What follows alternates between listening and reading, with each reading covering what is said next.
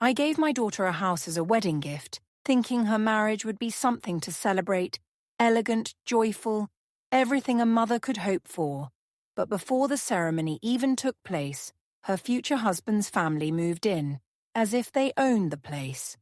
What they didn't know was that one simple sentence from me would make them leave overnight and change my daughter's life forever. My name is Elaine Porter, and for 30 years I worked as an architect in Michigan, designing homes for other families while dreaming of the day I could build something lasting for my own. My husband David was the kind of man who measured success, not by what he earned, but by what he built with his hands. Together we spent nearly a decade saving for a piece of land by Lake Leelanau, a quiet stretch of water surrounded by old pines and birdsong. After David passed away 2 years ago, finishing that lakeside house became my way of keeping him close. I poured everything into it, the cedar walls, the stone fireplace, the view that opened straight toward the sunrise. When the final coat of paint dried, I knew exactly who the house belonged to. Our daughter Lydia. Lydia was 28, smart, loyal, and endlessly patient. She worked as a graphic designer for a small ad agency in Traverse City when she brought home Ryan Becker. I'll admit I wanted to like him. He was polite, soft-spoken, and good-looking in that clean Midwestern way, but behind that politeness, there was something uncertain in his eyes, a hesitation that never quite felt honest. Ryan's parents lived a few towns away in Grand Rapids. His father, Harold, was a retired factory mechanic with a fondness for beer. Before noon, his mother, Brenda, ran a small thrift shop and seemed to have opinions about everything, from Lydia's clothes to the way she laughed. They weren't cruel, just entitled, the kind of people who believed the world owed them comfort and that anyone more successful than them had probably cheated to get there.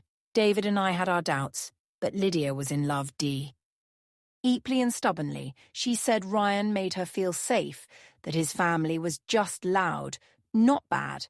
So when she and Ryan announced their engagement, I set aside my reservations. I told myself that sometimes love grows in ways logic can't explain. To ensure Lydia would start her marriage without struggle, I decided to gift her the lakeside home. "It's yours," I told her, handing her the keys. "A piece of your father's heart and mine."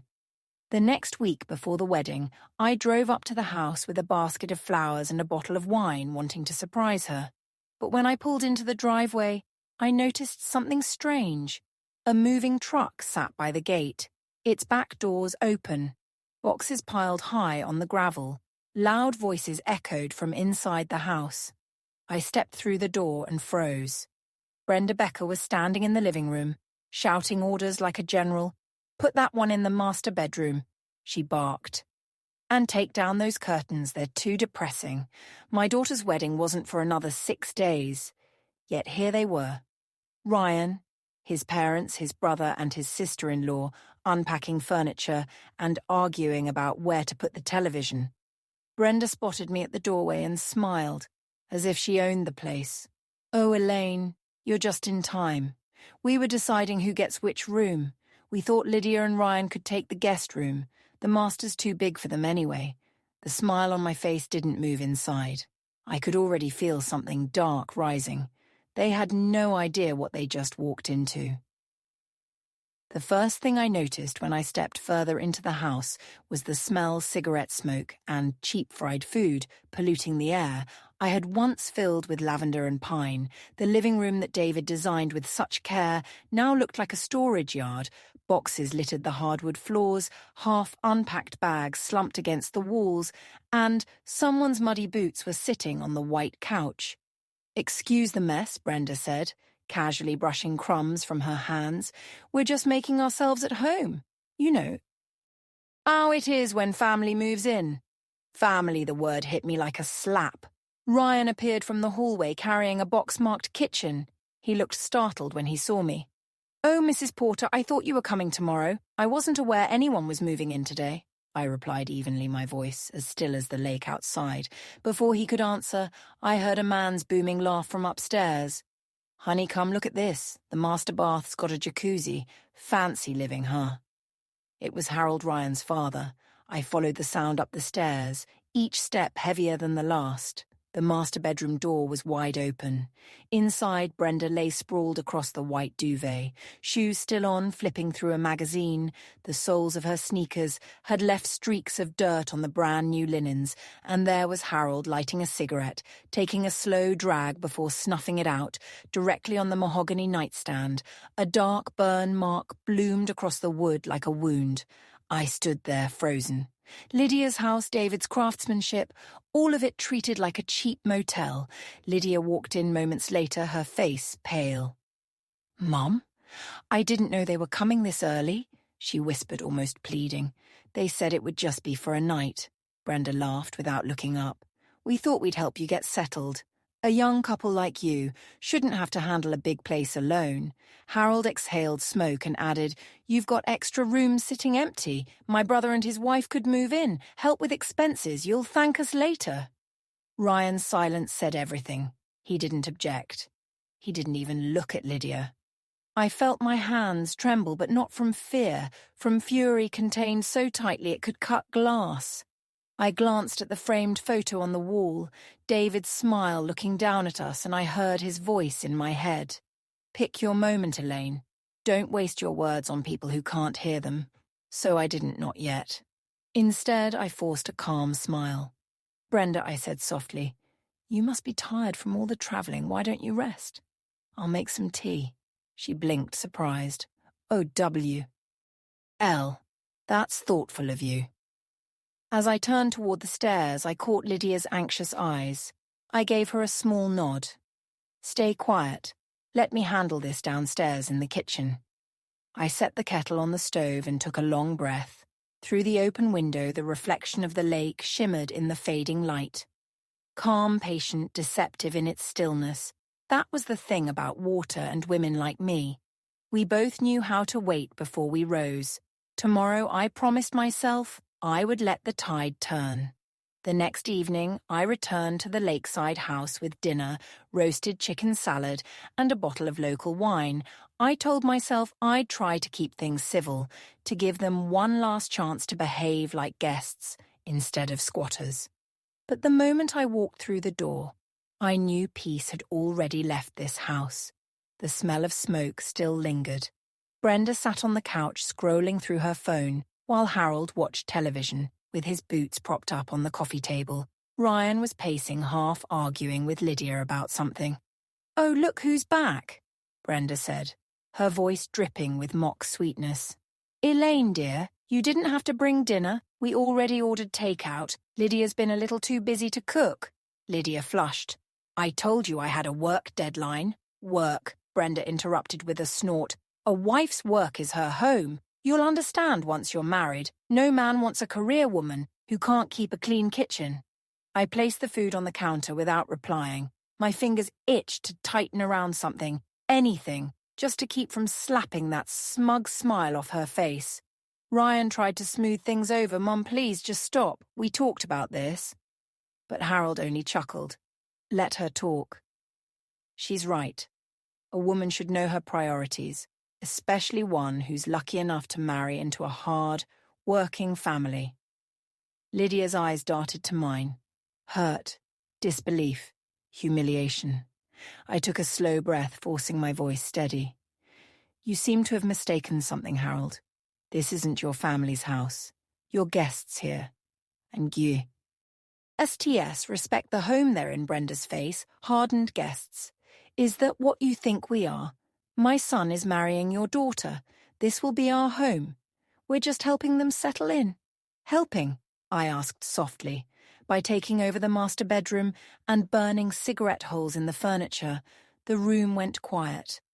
Brenda's lips twitched, and for a brief moment I saw the truth. She wasn't embarrassed, she was calculating. Finally, she laughed low and sharp. "You city women love acting superior, but let's be real without my son. Lydia would be all alone up here. He's doing her a favor marrying into this family." That was when Harold joined in, leaning forward. "We were even thinking," he said, "it'd make more sense to transfer the deed to Ryan's name after the wedding. No point having it tied to the bride. A man should be head of the household. The audacity left me momentarily speechless. Lydia gasped. "Excuse me?" Harold shrugged. "It's common sense when you start a family. You put it under the husband's name, and once our grandson's born, we'll add him too. Stability. You know." Brenda clapped her hands as if it were settled exactly. "And with my brother moving in next month, it'll be such a nice, full house." That was it. I felt something snap inside me. Not rage, but clarity, cold, focused clarity. Lydia rose from the couch, trembling but resolute enough. She said, her voice shaking at first, then steadying, "This house was a gift from my parents. It's not a public shelter, and it's definitely not yours to rearrange," Brenda sneered. "Is that how you talk to your future mother-in-law?" "I'm not sure I want that title anymore," Lydia said quietly. Ryan's head jerked up, his face pale. "Lydia, don't say that."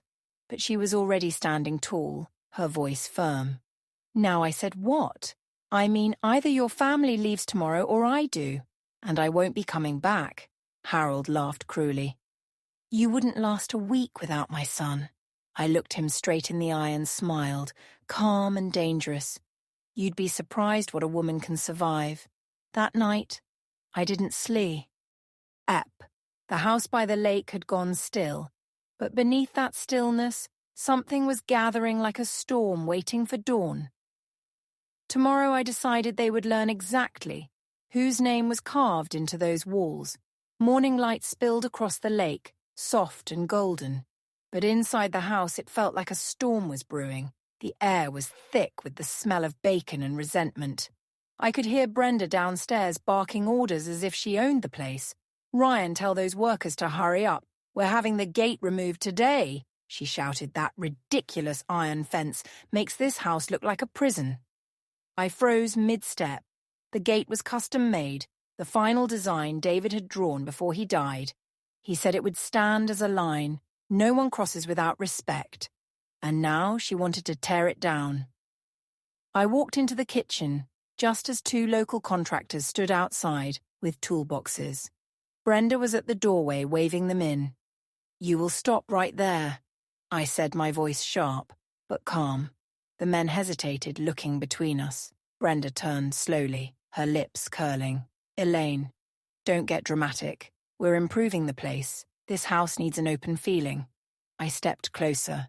"You are touching nothing. No walls, no fences, not a single nail." Ryan entered behind her, rubbing the back of his neck. "Mom, maybe we should wait." "Wait," Harold interrupted, coming in with a coffee mug in hand. "For what we're making the property better. You should thank us." I stared at him. "Better by destroying the last thing my husband designed." Harold smirked. "Your husband's gone, lady. This house needs living people making decisions." My jaw clenched so tightly my teeth hurt.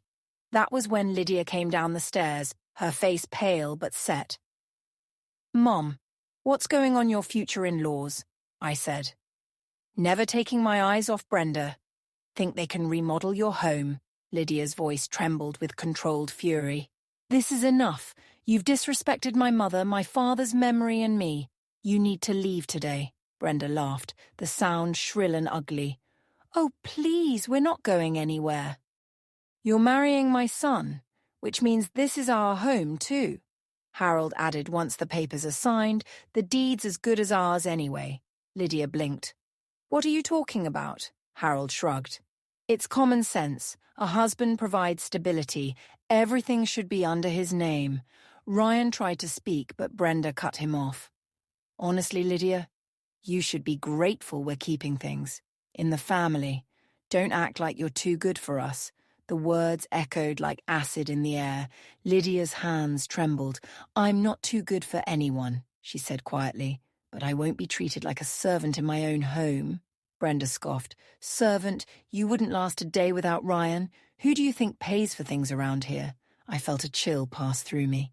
Calmly, I set my coffee cup down. "That's interesting," I said. "Because as far as I recall, neither of you has contributed a single dime to this house." Harold rolled his eyes. "Money isn't everything. Respect is good," I said softly. Then show some? He opened his mouth to retort, but I was already walking toward the study. My pulse was steady. I retrieved a folder from the drawer, the thick envelope I had hoped never to use. When I returned, the room fell silent. This, I said. Holding up the papers is the legal deed to this house. It doesn't belong to Lydia. It doesn't belong to Ryan. It belongs to the Porter Family Trust, a protected asset I created before my husband passed away. Brenda blinked. What? I smiled coldly. A trust which means this property cannot be sold, rented, or occupied without written authorization from me. Anyone refusing to leave is by law a trespasser. I placed my phone on the counter and pressed speaker. A calm male voice came through immediately. Mrs. Porter, this is Attorney Gaines. I have the sheriff on standby. Should I send the team over? Harold's face drained of colour. Wait, there's no need for that. Oh, there's every need, I said evenly. You've smoked in my daughter's bedroom, insulted my husband's work, and tried to tear down a gate that symbolises our family's name. You have 15 minutes to collect your things, before law enforcement arrives. Brenda gaped at me speechless. Lydia stood beside me now, no longer trembling. Her voice joined mine, steady, strong. You heard her get out? The contractors quietly packed their tools and slipped away, not daring to look back. Ryan tried to speak, but I cut him off. You were part of this, Ryan. You let them treat her like property. That silence of yours. That's who you are. He lowered his head, shame flickering across his face. Brenda grabbed her purse, muttering curses under her breath. Harold followed, pale and shaking. They left without another word. When the front door closed, the silence that followed felt sacred. Lydia leaned against the wall, breathing hard, tears pooling in her eyes. Mom, she whispered, how did you know to protect the house like that? I smiled faintly, because I've lived long enough to know some people only love what they can take. Your father wanted you safe from them, even if he wasn't here to see it. Outside, the lake glittered beneath the noon sun, peaceful again for the first time in days. The house felt like home, but deep down, I knew the Beckers wouldn't let it end there. People like that never walk away quietly. And I was right for a few quiet days. It almost felt like peace had returned to the lake. Lydia and I spent our mornings drinking coffee by the window, watching the mist lift off the water. She looked lighter, calmer, though her eyes still held the shadows of what had happened. I told myself maybe, just maybe, the Beckers had learned their lesson, but peace doesn't last long when pride is wounded. One Thursday afternoon, Lydia came home, pale and shaking. She tossed her phone onto the counter, her voice trembling. You're not going to believe this. The screen showed an email from Ryan. The subject line read simply, what you owe me attached was a spreadsheet. Every date they'd ever gone out together, every coffee, every movie, every dinner down to the penny, gas for weekend trip, $28.50. Tears dinner shed check, $34.20. Birthday flowers, $18.99. The total at the bottom read $3,242.18. Ryan had even added a note. I'm giving you the courtesy of paying me back privately. Otherwise, I'll have to show everyone who the real gold digger is. Lydia's hands were shaking so hard, she nearly dropped her phone. He's lost his mind, she whispered. I felt a cold fury settle inside me. Not hot anger, no. That had burned out days ago. This was colder, sharper, the kind of fury that thinks before it strikes. Do nothing I told her. He wants a reaction. We'll give him something else. 2 days later, I got my chance. Lydia's firm was hosting a client event downtown, a casual Friday mixer open to the public. I went with her to help carry supplies. When we entered the lobby, we found a crowd forming near the reception area. People were whispering, pointing. At the center stood Ryan and his parents. Brenda's shrill voice cut through the air. There she is, that's the woman who used my son for his money. She owes him over $3,000 and refuses to pay. Lydia froze. Cameras were out. Several co-workers had stopped to watch. I stepped forward before she could say a word. You're here to collect a debt? I asked calmly. Brenda folded her arms, triumphant. Exactly, a decent woman would pay what she owes. I pulled out my checkbook. Then let's settle this right now. The crowd gasped. I wrote a check for $3,242.18, tore it cleanly, and let it fall at Ryan's feet. There I said paid in full. Ryan blinked uncertain, but I wasn't finished. I turned to the crowd, raising my voice just enough. Now, while we're balancing accounts, should we also calculate what my daughter spent on him? The new phone she bought him when his broke, the hospital bill we paid for his father, the car repairs we covered when he lost his job. Should we add those up too? Laughter rippled through the room, someone whispered. Sounds like he's the gold digger. Ryan's face went red. Brenda sputtered, "You can't humiliate us like this." "Oh, I'm not humiliating you," I said evenly. "You did that all by yourselves." Then a man in a grey suit stepped forward from the watching crowd. "Ryan Becker," he said sternly, "we need to talk." It was his manager from the marketing firm where Ryan worked.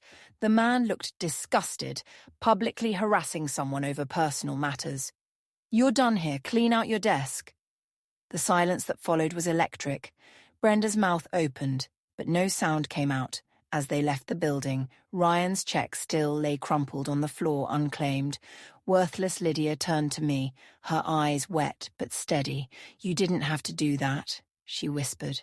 "Yes," I said softly, "I did, because people like that don't stop until you make them see what they are. But deep down, I knew this wasn't the end. It was only the start of their desperation, and our next battle for a brief moment. I believed the worst was behind us, after the public humiliation at Lydia's office. The Beckers disappeared from sight. No calls, no messages, no sudden appearances. The lake was calm again, the air clean. Then one Sunday morning, Lydia came down the stairs, holding her phone. Her face was pale, her voice barely a whisper. "Mom, look at this." On the screen was a social media post, anonymous but the content was unmistakable. A collage of cropped photos, Lydia at dinner, Lydia at her office, even Lydia hugging Ryan. The caption read, "Real-life gold digger caught red-handed, brags about taking her ex's money and daddy's house." The comment section was a firestorm of strangers, mocking her, calling her every name imaginable. My daughter, who had worked her whole life to build a reputation of grace and competence, was being shredded in front of the entire city. I took the phone from her hands before she could read another word. "Don't look at it again," I said. "Let me handle this." I called Martin Green, an old college friend, who now specialized in cybercrime. E-law. Within hours, he traced the post to a burner account, created under an email tied to a familiar IP address. Ryan Becker's apartment. I felt a chill that wasn't anger anymore. It was something colder, more deliberate. By that evening, I had Martin draft a cease and desist letter and a formal request to preserve all digital records for evidence. At the same time, he filed a civil harassment report with the Michigan State Police. The next day, Lydia received a letter handwritten, sealed in an envelope with Ryan's name against my better judgment. She opened it. The words were desperate, apologies poured across the page, dripping with self-pity. "I know I went too far. I shouldn't have listened to my parents. I just want to talk to you again." But then near the end, the tone changed. "You're the only light I have left. If you keep ignoring me, I don't know what I might do." I snatched the letter from her hand before she could finish. My blood ran cold. This wasn't love. It was controlled, disguised as remorse. I called Martin again. "We're escalating," I said flatly today. That afternoon, Lydia and I drove to the courthouse in Traverse City. The clerk looked over the documents and the letter, her expression tightening. Within hours, the judge granted an emergency restraining order when the order was delivered to Ryan's apartment. The next morning he tried to laugh it off, until he saw the two uniformed officers standing behind the courier. By the end of the week, his social media accounts were locked, his posts removed, and his name placed on the police monitoring list for repeated harassment still. As I watched Lydia sitting on the porch that night, staring at the lake, I could tell her heart was heavy. She wasn't grieving for him. She was grieving for the version of herself that believed she could fix him. I sat beside her in silence until she finally spoke. "Mum, why does it still hurt, even when I know I did the right thing?" I looked out at the still water, where the moon floated like a coin of light, because Endis. Engines always hurt, sweetheart, even when they save you. And as the wind whispered through the trees, I knew this was more than an ending. It was the beginning of her becoming. Months passed before Lydia smiled again. Without forcing it, the house by the lake had changed with the seasons. Snow melted into spring, and the trees bloomed in tender green. Life had quieted, but in that quiet, something in her had strengthened. She no longer jumped at every sound. She walked with a steadier rhythm. When summer came, her company sent her to represent their new design division at an environmental architecture conference in Chicago. It was her first major presentation since everything that happened, and I could tell she was nervous. "You'll be fine," I told her that morning as she packed. "You've already stood against worse crowds." She laughed softly. "I hope architects are less dramatic than ex-fiancés." I watched her drive away, her hair glinting in the sun, and thought of the girl who used to doubt her own voice. That girl was gone. The conference turned out to be a turning point. Lydia's presentation on sustainable design for lakeside homes, captured the attention of the audience. One of the panelists, a tall man in a navy suit with quiet eyes, stayed behind after the session to compliment her work. "My name is Evan Hart," he said, extending a hand. "I'm with North River Engineering. You spoke about using local stone and reclaimed wood. That's rare to hear done right." Lydia smiled shyly. "I had a good teacher. My father was an architect. They talked for a few minutes about design, about Michigan's weather patterns, about building near water without ruining its beauty. There was no flirtation, no games, just an effortless conversation between equals.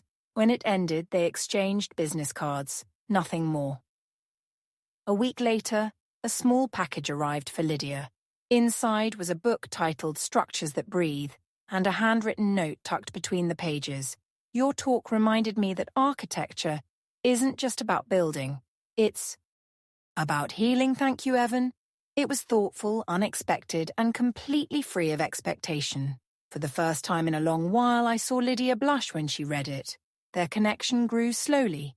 Emails about design ideas, coffee meetings, whenever Evan passed through Traverse City, and long discussions about work and philosophy. He never pushed, never tried to impress her. He simply showed up, listened and respected her space. One late afternoon, Evan invited her to visit a project he was overseeing, a lakeside development on the far edge of Lilano County. "You might like the view," he said. When Lydia arrived, she froze. The property overlooked the same stretch of water as our own home, just across the lake. She could see our house from the dock, its roof glinting in the sunlight as they walked to the site. A man in a grey jacket approached Evan. "You must be Lydia," he said warmly. "I'm Richard Hale, one of the investors. Evans told us a lot about your work." Lydia shook his hand politely, but then Richard's expression softened. "You probably don't remember me," he added. "I was a close friend of your father's. I helped him review the trust documents before he passed." Lydia blinked. "You knew my dad." He smiled. "He was a good man, and you remind me of him." Then he turned to Evan with a nod. "I told you she'd understand the foundation plans. She comes from the kind of integrity you can't fake." That was when it clicked. Lydia turned to Evan, realization dawning in her eyes. "You knew," she whispered. "You knew who I was before we even met in Chicago." Evan hesitated, then nodded. "I saw what happened last year, the confrontation, the way you stood up for yourself. You didn't see me, but I was across the lake that day. I was working on this land. I never forgot it." Lydia stared at him, speechless. "I didn't reach out to pity you," he continued quietly. "I reached out because you reminded me what integrity looks like, and I wanted to know the woman who stood her ground." Tears welled in her eyes, not the tears of heartbreak, but of recognition.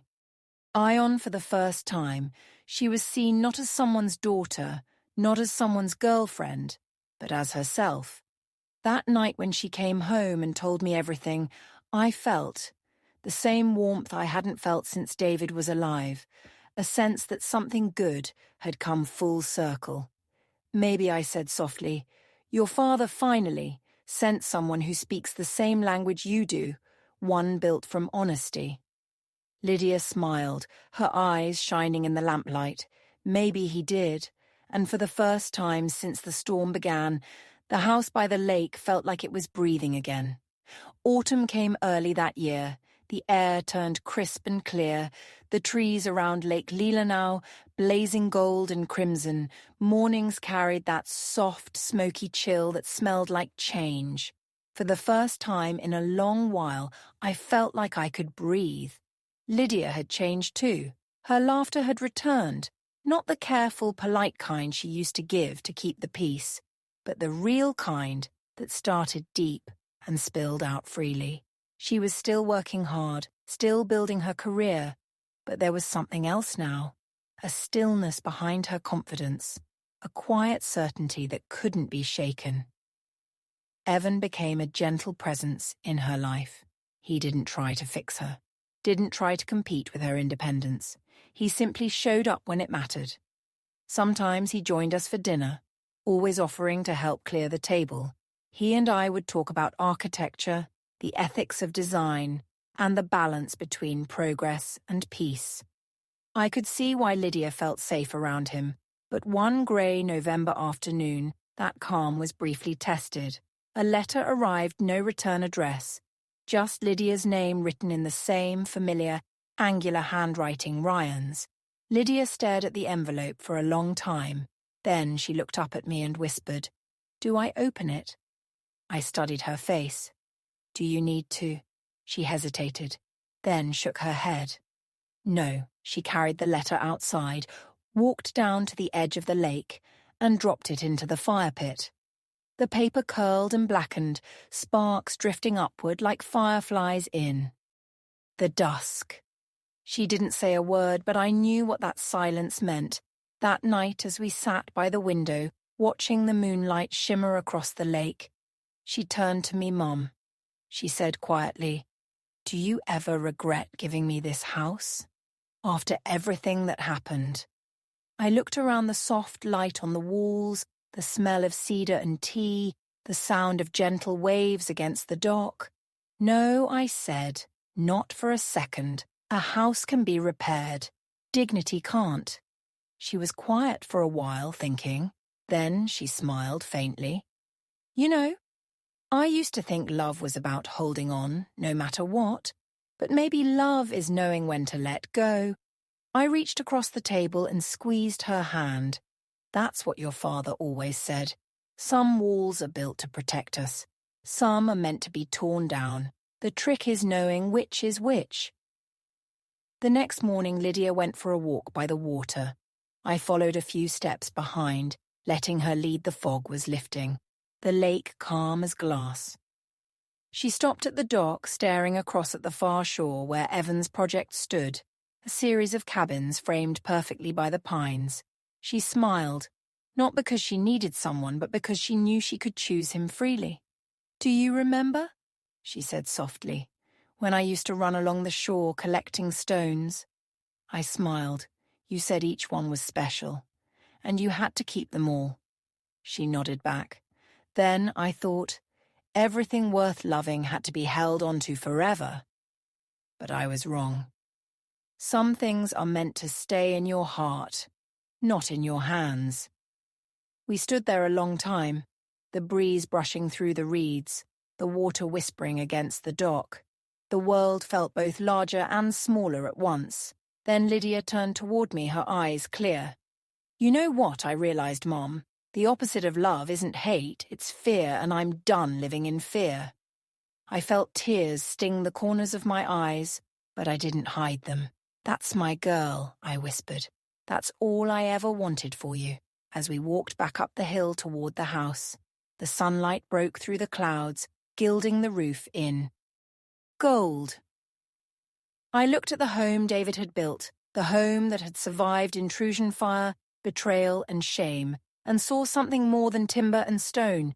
It was a sanctuary forged by patience and pain, by love that refused to bow to bitterness. Before we stepped inside, Lydia paused at the doorway. "You know," she said softly, "I used to dream about revenge, making them see what they lost. But now I don't care if they ever see it. Living well is enough." I smiled, brushing a strand of hair from her face. "Peace is the loudest revenge. Sweetheart." Later that evening, Evan joined us for dinner. The three of us ate together by candlelight, laughter mingling with the soft crackle of the fireplace outside. The lake shimmered in silver ripples under the stars. For the first time since David's death, I felt his presence again, not as grief but as warmth. After dinner, I stood on the porch looking out over the dark water. Lydia and Evan's laughter drifted through the window behind me, bright and alive, somewhere across the lake. A loon called a low, haunting song that echoed through the night. And in that moment, I understood what peace really meant. It wasn't silence, it wasn't the absence of pain. It was standing in your own home, knowing no one could take it or your worth away again. Peace isn't a gift. It's a boundary we build with courage. Love isn't something to survive. It's something we choose when we're free. And sometimes the truest justice isn't about punishment. It's about living so fully that the past no longer owns a single part of you.